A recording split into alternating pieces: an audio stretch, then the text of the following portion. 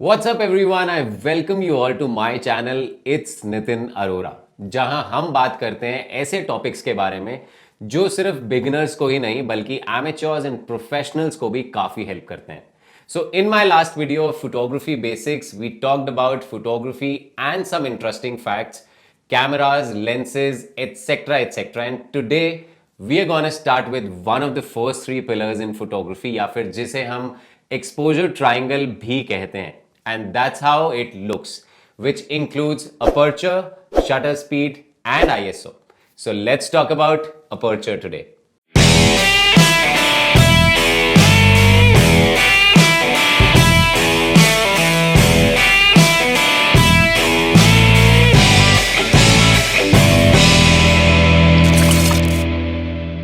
So aperture is the most important pillar of the exposure triangle. And a little complicated, so हमारे लिए इसको समझना बहुत ही ज़रूरी है. अपर्चर के साथ जुड़ी कुछ टर्म्स जैसे कि F stops and depth of field शायद सुनने में थोड़ी सी आपको कॉम्प्लिकेटेड लगे, बट आज हम इन्हीं टर्म्स को आपके लिए काफ़ी आसान बना देंगे ताकि आप कभी भी ये टर्म्स ना भूलें.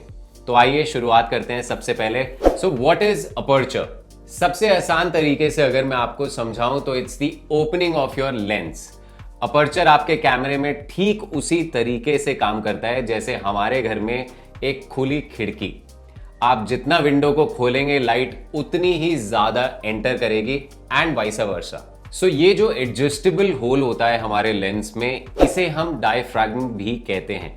And this is how it looks. एक और बहुत ही आसान सा एग्जाम्पल जिसके थ्रू आप अपर्चर को समझेंगे वो है हमारी आंख. Yes guys, just think of an aperture as the pupil of your eye. आपने नोटिस भी किया होगा काफी बार जब भी हम कभी एक डार्क रूम में होते हैं, the pupil becomes wider so that हमारी आई में ज्यादा से ज्यादा लाइट एंटर कर सके. एंड आई एम श्योर आप कभी एकदम डार्क लाइट से एकदम अंधेरे में आ जाते हैं तो हमारी आंखों में एकदम से बहुत ज्यादा स्क्विंटिंग होती है. That's because our pupil takes some time to adjust and इस केस में हमारा pupil shrink हो जाता है. Any idea क्यों ऐसा होता है? Exactly, आप बिल्कुल सही सोच रहे हैं, because light बहुत ज्यादा है and हमें अपनी opening को छोटा करना होगा so that light की entry कम से कम हो पाए. Okay, let me ask you one more question. Suppose you are shooting in a forest जहां पर light काफी कम है and it's a sunset time. What would you guys do now? A narrow aperture or a wide aperture? Think about it. आप में से काफी लोगों ने सही सोचा है और जो लोग नहीं भी सोच पाए, let me give them a little bit of hint. आप कभी भी किसी डार्क जगह पर एंटर करते हैं तो इमेजिन करिए आपकी आई का जो प्यूपिल होता है वो वाइड होता है सो दैट लाइट को ज्यादा से ज्यादा एंट्री मिले. अब कुछ समझ आएगा इस कि वाइड होगा या narrow? I am sure now you know the answer is wide. As the diameter of the aperture size changes, it allows more or less light onto the sensor. और ये डिपेंड करता है कि आप किस सिचुएशन में हैं, क्या सीन शूट कर रहे हैं. So a large aperture or a high aperture like f1.8 allows more light in and a low or a narrow aperture will allow less light in. एक और चीज जिसका हमें खास ख्याल रखना है कि अपर्चर में f नंबर और लाइट का इनवर्स रिलेशनशिप होता है. So जितना छोटा f नंबर होगा उतनी ही ज्यादा light. So don't be confuse guys because aperture has the biggest impact on a photograph. अगर आपको इसके बाद भी कोई क्वेरी होती है या कंफ्यूजन होती है तो प्लीज नीचे जाकर कमेंट सेक्शन में अपनी क्वेरीज को बताएं and I would love to help. Moving on, how is aperture measured and changed? Aperture को हम फोटोग्राफी की लैंग्वेज में मेजर करते हैं एफ स्टॉप स्केल में. आप अपने कैमरा में देखेंगे तो you will see F followed by a number. यही F नंबर हमें बताता है कि हमारा अपर्चर कितना वाइड है या नैरो है. So aperture controls two principal elements जिसके बारे में हम इस वीडियो में डिटेल में बात भी करेंगे. वो है exposure which tells us how bright or dark the image is, and second is the depth of field जिससे हमें पता चलता है कि हमारी फोटो कितनी फोकस में है. Now let's understand the F stop scale.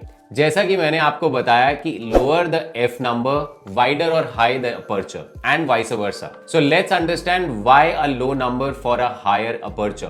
The answer is simple guys and mathematical, but उससे पहले आइए जान लेते हैं एफ स्टॉप स्केल के बारे में. The scale of aperture is like this: f 1.4, f2, f2.8, f4, f5.6, 8, 11, 16, 22 and so on. सबसे जरूरी चीज इन नंबर के बारे में यह है कि जैसे जैसे ये नंबर राइज करेंगे यानी कि बढ़ेंगे, जो हमारे लेंस का अपर्चर है उसका साइज हाफ डिक्रीज होता जाएगा विद एवरी स्टॉप, यानी कि हमारी जो लाइट है वो 50% कम हो जाएगी। Now to make this more clear, अगर आप अपने f2.8 को चेंज करके f5.6 कर देते हैं सो आपकी लाइट 4 गुना घट जाएगी जो आपको f2.8 पर मिल रही थी। अब आप सोच रहे होंगे यार ये कैसे हो सकता है? वो इसलिए because we skipped a whole stop f4 and step 2 stops up. Remember, one stop means 50% less or more light, so that's the logic, guys. आजकल के कैमराज में there are aperture settings in between those number which were listed above, जैसे f2.8 से f4 के बीच में you will see f3.2, f3.5. इनको हम कहते हैं third और 1/3 stops. These are just here to increase the control that you have over your settings. I hope ये सबको क्लियर है एंड आई नो थोड़ा सा कॉम्प्लिकेटेड है, बट अगर आप इसी पैशन के साथ मेरा साथ दोगे तो मैं आपको कभी कुछ नहीं भूलने दूंगा guys, for sure. Now the next thing we need to know is what does aperture control in photography. The first thing is exposure, जिसको हम लाइट भी बोलते हैं। कभी भी आप जब एक फोटो क्लिक करते हैं तो आपको ये पता होना चाहिए कि आपको अगर लाइट ज्यादा चाहिए तो आपको अपर्चर की ओपनिंग बड़ी रखनी होगी ताकि लाइट ज्यादा एंटर कर सके, एंड अगर कम तो ओपनिंग छोटी। अब जब ओपनिंग बड़ी होगी एंड लाइट ज्यादा एंटर करेगी तो आपकी फोटो ब्राइटन अप होगी, एंड कम एंटर होगी तो इमेज डार्क हो जाएगी। So basically aperture controls how bright your photo is. Bigger aperture brighter photo, smaller aperture darker photo. Quite easy guys, isn't it? अब सवाल ये है कि how do we adjust our camera lens aperture, जिसको हम lens opening भी कहते हैं, टू मेक इट बिगर और स्मॉलर। आपने काफी बार फोटोग्राफर्स को कहते सुना होगा कि you know what's your aperture or what aperture are you shooting at, and हमारा जवाब होता है f1.4, 5.6, 16 और 22 etcetera etcetera. I still remember when I did my basic course in photography तो हमें f स्टॉप्स को लिटरली रटाया जाता था, like f2, 2.8, 4, 5.6, 8 and so on. But if you ask me today, I genuinely don't even remember the stops correctly. And even you don't have to do that. But आपको सिर्फ ये याद रखना है that aperture has an inverse relationship, which I mentioned before as well. Okay, getting back to the topic, let's not complicate this and remember this instead. जब भी आप अपने कैमरा की स्क्रीन में f नंबर को देखोगे एंड उसमें f के आगे कोई भी नंबर जितना जीरो के क्लोज होगा, दैट मीन्स लाइट उतनी ही ज्यादा एंटर करेगी, विच मीन्स अगर f4 है तो लाइट कम एंटर होगी, वेयर एज अगर f2 है तो that means 2 is close to 0, so that means light ज्यादा एंटर होगी। एफ स्टॉप्स की अब हम बात कर रहे हैं तो if you are using an entry level camera that comes with a kit lens, you will see the maximum aperture written on the lens somewhere. Most kit lenses like 18-55mm are zooms that have 2 apertures written on them, like f3.5 to 5.6. So अगर आप 18mm पर shoot कर रहे हैं तो आपका aperture 3.5 होगा, whereas if you're shooting at 55mm it goes automatically to f5.6. वहीं कुछ लेंस जैसे Canon EF 2470, RF 1535, EF 70-200 comes with a fixed aperture, so the aperture remains the same in every focal length, no matter if you're shooting on 70mm or 200mm. So I always recommend, if you are buying a lens, always go for prime or zoom lenses which comes with a fixed aperture. But to start with, kit lens is also a good choice क्योंकि उससे हमें practice इसलिए ज़्यादा अच्छी होती है as the aperture keeps changing when we change the focal length, so हमें shutter speed और ISO को कैसे adjust करना है इसके बारे में हमें knowledge ज़्यादा मिलती है. But as you grow, start investing in lens which comes with higher aperture, which means lens with f1.2 or f1.8, as it can help you shooting better in low light conditions and will give you better depth of field, which we'll be talking about next. So now we know that aperture controls the light or exposure. Now the next thing which aperture controls is the depth of field. Now talking about depth of field, that is what's in focus. आप सबने देखा होगा कि आप अगर portrait ले रहे हैं तो उसके आगे फोरग्राउंड या बैकग्राउंड में ब्लर या आउट ऑफ फोकस रहता है. सो ये जो ब्लरी पार्ट है इसको हम फोटोग्राफी टर्म में कभी कभी बुके भी बोलते हैं। You might here photographer saying अरे यार 50mm f1.2 में क्या बढ़िया बुके मिलता है, या अभी एक कैनन का 85mm 1.2 लेंस आया था जिसमें बहुत ही क्रीमी बुके आपको देखने को मिलता है। सो जो उस इमेज में एरिया शार्पली फोकस्ड है एंड जो एरिया ब्लरी है उसको हम डिफाइन करते हैं by this term called depth of field. Let's simplify that term by calling it a focused area. आपने काफी बार नोटिस किया होगा जब हम कोई सब्जेक्ट क्लिक करते हैं जिसमें हमें कुछ हाईलाइट करना होता है। For example in this image I was capturing a bride and I really wanted to focus on her eyes, so I will keep the focus only on the eye and I will try to use large aperture close to f1.8 or 1.4. Now what will happen is that the focus will only be on the eye and the remaining area in the image will get out of focus, and this is what we also call shallow or smaller depth of field. Now in this image if you talk about, which we have shot in Ladakh, and yes, that's me and Shania, we clicked this image keeping in mind that we want the entire image in focus from the foreground to background क्योंकि पूरा landscape view बहुत ही खूबसूरत था.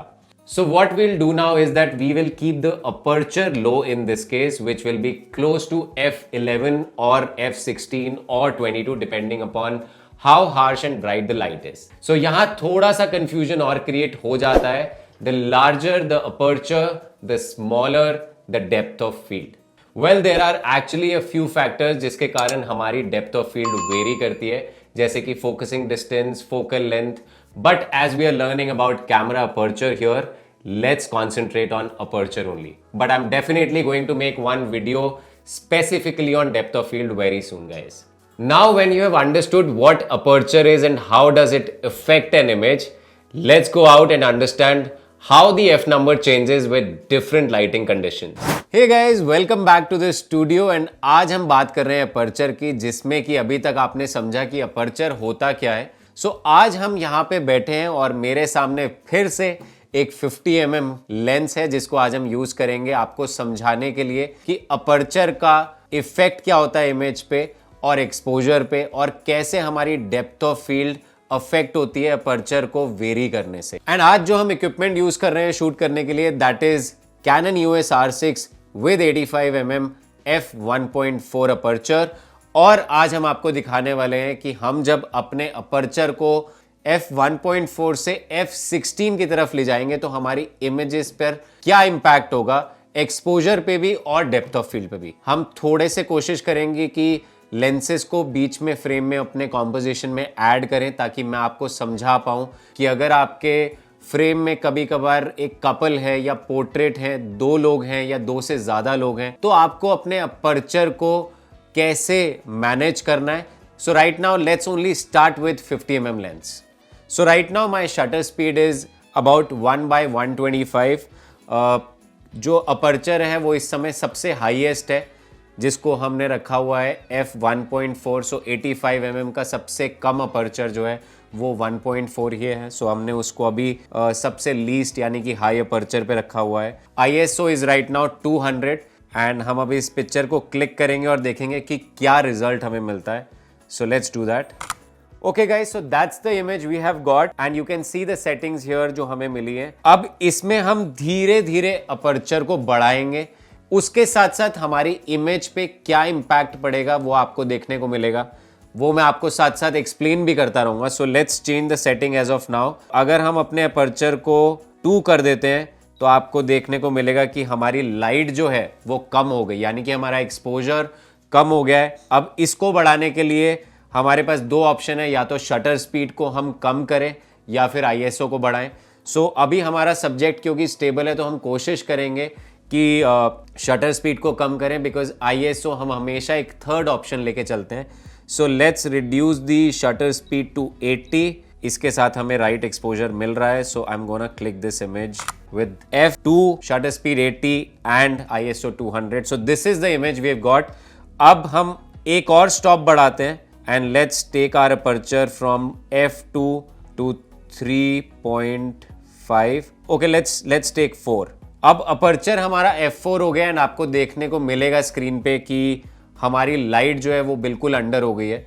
सो अब हमें क्या करना होगा. अब हमें शटर स्पीड हमने 80 कर दिए तो हम उसको लीस्ट 60 तक ले जाते हैं. So now we just going to increase the ISO from 200 to 800 and I think this is the perfect exposure that we have got. So now this is f4 guys and आपको अब एक चीज notice और करने को मिलेगी जो कि आप स्क्रीन पे देख सकते हैं, which is कि जब हमने f1.4 पे इमेज को क्लिक किया था और जब हमने f4 पे क्लिक किया है, so you can see a big difference कि पीछे जो हमारे ब्लरनेस थी, जो कि डेप्थ ऑफ फील्ड भी जिसे कहते हैं, वो हमारी काफी नैरो हो गई है. एंड पहले जितनी शैलो डेप्थ ऑफ फील्ड हमें f1.4 पे मिल रही थी, अब आपको f4 में उतनी डेप्थ ऑफ फील्ड नहीं मिल रही, यानी कि पीछे का बैकड्रॉप हमारा थोड़ा सा विजिबल होना शुरू हो गया है. And with the increase in aperture, यानी कि जैसे जैसे हम अपने अपर्चर को लोअर साइड यानी कि f नंबर को बढ़ाएंगे,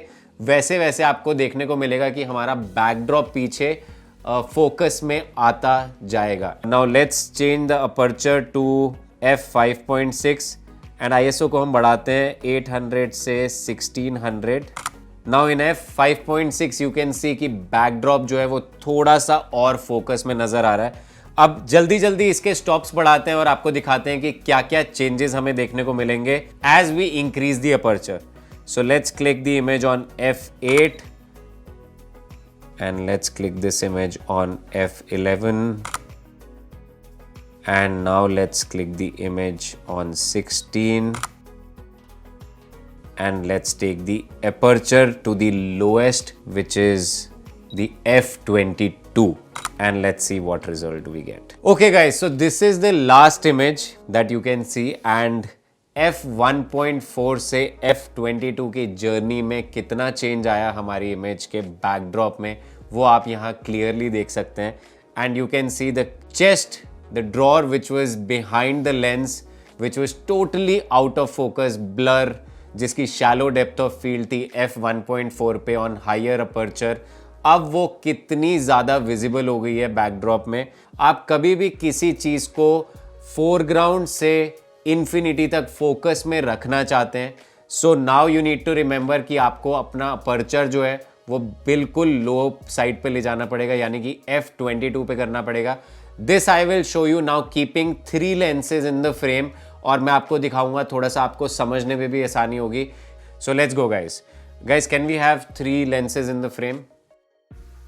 सो अभी हमने अपने फ्रेम में 3 लेंसेज को प्लेस किया है. Earlier we were just using 50 mm, now we have 35 mm in the foreground और 2470 को हमने बैकग्राउंड में रखा है. सो अब मैं आपको दिखाऊंगा कि अगर आपके फ्रेम में 3 लोग खड़े हैं और अगर आपको तीनों को अलग अलग फोकस करना है तो आपको अपर्चर सेटिंग्स क्या रखनी होंगी, या फिर अगर आपको तीनों को फोकस में रखना है तो हमें क्या क्या करना होगा as a photographer. I'll be telling you in this scenario.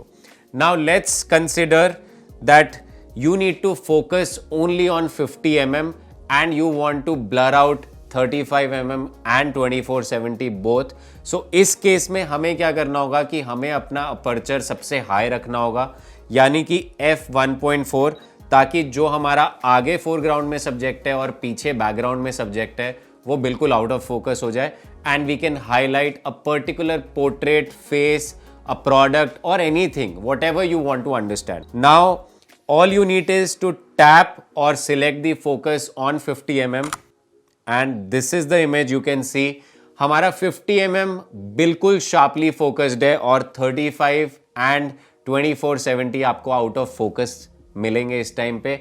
Now considering कि हमें 2 लोगों की फोटोज अब साथ चाहिए, यानी कि हमें 35 और 50 की फोटो फोकस में चाहिए. सो 35 mm क्या आप थोड़ा 50 के साथ हो सकते हैं? Okay, so now will place both the lenses in the same focal length and 2470 अभी भी हमारा बैकग्राउंड में है. सो अब देखते हैं हमें रिजल्ट क्या मिलता है. Okay guys, so 35 mm in this image now you can C sharply focused, just because हमने उसको सेम फोकल प्लेन में ला दिया जहां पे हमारा 50 mm प्लेस था एंड 2470 अभी भी हमारा ब्लर है. Now in this case if as photographer I want मेरे तीनों जो सब्जेक्ट्स हैं वो फोकस में हो, सो सोचिए हमें एज अ फोटोग्राफर क्या करना होगा. Any guesses? Okay, let's see what we can do. So you have two options in this. Either you can increase your aperture या फिर हम तीनों सब्जेक्ट्स को एक ही फोकल प्लेन में कर दें, जैसे कि हमने पिछले फ्रेम में 35 mm को 50 के साथ रख के किया. So let's see. अब मैं f नंबर ऑलमोस्ट अपना 5.6 पे ले जाऊंगा, जिसकी वजह से मुझे थोड़ी सी सेटिंग्स अपने शटर स्पीड और ISO में भी करनी पड़ेगी. सो मैं यहाँ पे ISO को अपना लगभग 3200 तक ले जाऊंगा. Now I have click this image. आपको देखने को मिलेगा कि जो हमारी प्रीवियस इमेज थी और जो हमारी अब इमेज है उसमें काफ़ी फ़र्क है. जो हमें 2470 यानी कि जो हमारा ये सब्जेक्ट हमें दिख ही नहीं रहा था, ऑलमोस्ट ब्लर आउट था, अब वो काफ़ी हद तक विजिबल हो चुके हैं. We need 2470 to be more in focus. Now all you have to do is to increase the f number to f11. You can see it very clearly कि अब 2470 is also in focus along with 50 mm and 35. Now there is one more thing as a photographer when you want the entire group of people या फिर आपके frame में 4 से 5 लोग हैं जिनको आप फोकस में रखना चाहते हो. तो मैंने बहुत बार फोटोग्राफर्स को स्ट्रगल करते हुए देखा है कि वो कहते हैं कि फोकस आगे वाला इंसान हो जाता है बट पीछे वाला आउट ऑफ फोकस हो जाता है. वो इसलिए कि एक तो आप अपना f नंबर जो है वो आप बहुत हाई अपर्चर पे रखते हैं, यानी कि f 2.8, 1.8, 2 पे ले जाते हैं. सो ये सबसे बड़ी गलती है जो हम करते हैं. So as a photographer if you want foreground to background in focus you need to always take your f number higher, यानी कि आपको अपने f नंबर को f2 या 2.8 से ऑलमोस्ट 5.6, 7 इतने तक ले जाना पड़ेगा, depending upon obviously the situation and the lighting condition. So in this case all you have to do is make the entire group stand in one focal plane. That will definitely going to help you get great focus. Secondly, use the higher f number. So there are times when you are shooting something and you see the aperture is changing at every moment, या फिर हमारी shutter speed change हो रही है या हमारा ISO हमें काफ़ी बार change करना पड़ता है. So what I would suggest to especially beginners and amateur जिनके लिए इनिशियल स्टेजेस पे अपर्चर या शटर स्पीड की सेटिंग्स को समझना बहुत मुश्किल हो जाता है, इस केस में आपके कैमरा में एक मोड होता है अपर्चर प्रायोरिटी मोड, जो कि कैनन में AV के नाम से होता है, that is aperture value. All you have to do is just set your mode to AV and you are all set to shoot the entire situation wherever you are. इसमें आपका aperture आपके हाथ में होता है, यानी कि आप उसको जैसे चाहें वैसे कंट्रोल कर सकते हैं. आपको अगर डेप्थ ऑफ फील्ड शैलो चाहिए तो आप उसको लीस्ट पे ले जा सकते हैं. अगर आपको फोकस फोरग्राउंड से बैकग्राउंड में चाहिए तो आप अपने f नंबर को बढ़ा सकते हैं. जैसे कि आप इस स्क्रीन में देखेंगे, अगर मेरा एक सब्जेक्ट मैंने जिस पे फोकस किया हुआ है, मुझे उसके पीछे डेप्थ रखनी है, यानी कि उसके पीछे सब कुछ ब्लर चाहिए, तो I will just set my focus to f1.4. अब अगर जैसे जैसे मैं अपने अपर्चर को बढ़ाऊंगा वैसे वैसे you will see the shutter speed is also going to change. So that is how easy it is for you guys to shoot on aperture priority mode. Let's get back to the studio. With this, we come to an end of this session. Thank you guys for watching this episode number 2 of Photography Basics. I hope आप सबको अच्छे से समझ आया होगा that what is aperture and how does it affect an image when we change it. I would now recommend all of you to just grab your cameras and go out. Ask some of your friends to tag along with you. Shoot them with different exposure settings. अगर आपको अभी ज़्यादा समझ नहीं है तो choose AV mode, that is the aperture priority mode, where you can control the aperture and let camera decide the shutter and the ISO. Also, don't forget to subscribe to my channel. It's Nitin Arora, where we will be coming up with our next episodes explaining shutter speed and ISO. So stay tuned and keep clicking, guys.